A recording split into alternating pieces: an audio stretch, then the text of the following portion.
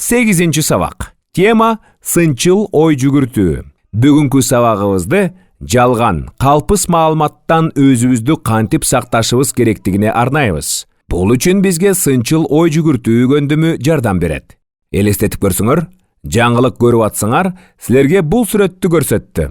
Эмне болуп жатат деген ойго келесиңер. Бул сүрөт менен берилген жаңылыкта эмне жөнүндө айтылышы мүмкүн? Эми болсо башка сайтты карап жатып, мындай сүрөттү көрдүңөр. Кандай ойлойсуңар? Репортаж эмне жөнүндө болот?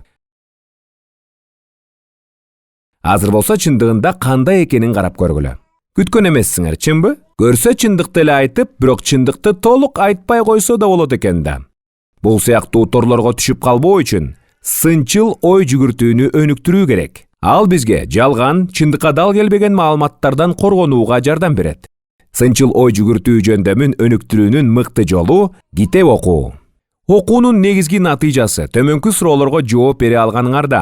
Жаңы эмне биле алдым? Ал маалыматты эми эмне кылам? Муну ким айтты? Булак ишенимдүүбү? Далил барбы? Өзүнө өзү суроо берүү сынчыл ой жүгүртүүнү өнүктүрөт.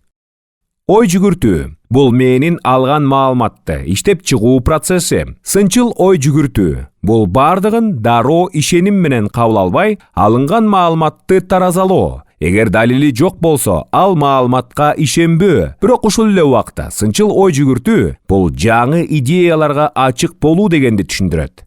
Сынчыл ой жүгүртүү өзүңө өзүң суроо берүү, туура жоопторду таап, андан соң чечим кабыл алуу дегенди түшүндүрөт. Чынында көпчүлүк адамдар суроо бергенди жаман көрүшөт. Бирок ал азыр сынчыл ой жүгүртүүнү өнүктүрүү үчүн өтө зарыл. Бир белгилүү текстти алалы. Мисалы, күкүк менен короз тамсили. Келгиле суроо бергенди үйрөнөлү. Жөнөкөй эле суроолорду. Эмне болду? Кайда болду? Качан болду? Башкача айтканда, кандайдыр бир фактыны атоо үчүн суроолор. Күкүктү ким мактады? Тактоочу суроолор. Негизи төмөнкү сөздөр менен башталат. Башкача айтканда, сиздин айтууңуз боюнча, эгер мен туура түшүнгөн болсом анда, адатта мындай суроолор кандайдыр бир себептер менен так айтылбаган, бирок ошондой болушу керек деген маалыматтарды тактоо үчүн. Мен туура эле түшүндүмбү? Күкүк менен короз жакшы ырдашканбы? Түшүндүрүүчү суроолор. Негизи эмне үчүн деген сөз менен башталат. Көп учурларда мындай суроолор келип чыгуу себептерин аныктоо максатында пайдаланылат. Эмне үчүн короз күкүктү мактай алган жок? Чыгармачыл суроолор. Адатта эмне болмок деген суроо менен коштолот. Эмне өзгөрмөк? Эмне болмок? Эгер короз аны мактаган болсо, күкүк эмне кылмак? Баалоочу суроолор. Бул суроолор болуп өткөн окуяга баа берүүгө багытталат. Эмне үчүн күкүк менен короздун бири-бирин мактоосунун зарылдыгы жок эле? Практикалык суроолор.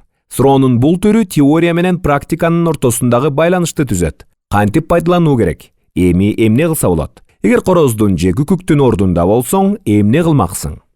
Ошентип жыйынтык чыгаралы. Сынчыл ой жүгүртүүнү өнүктүрүүгө китеп окуу жардам берет. Көргөн билгендердин бардыгына дароо эле ишене бербеш керек. Анын анык экендигине күмөн санап, маалыматты текшерип көрүү керек. Маалымат анык экендигин түшүнүү үчүн өзүңөргө суроо берип көргүлө.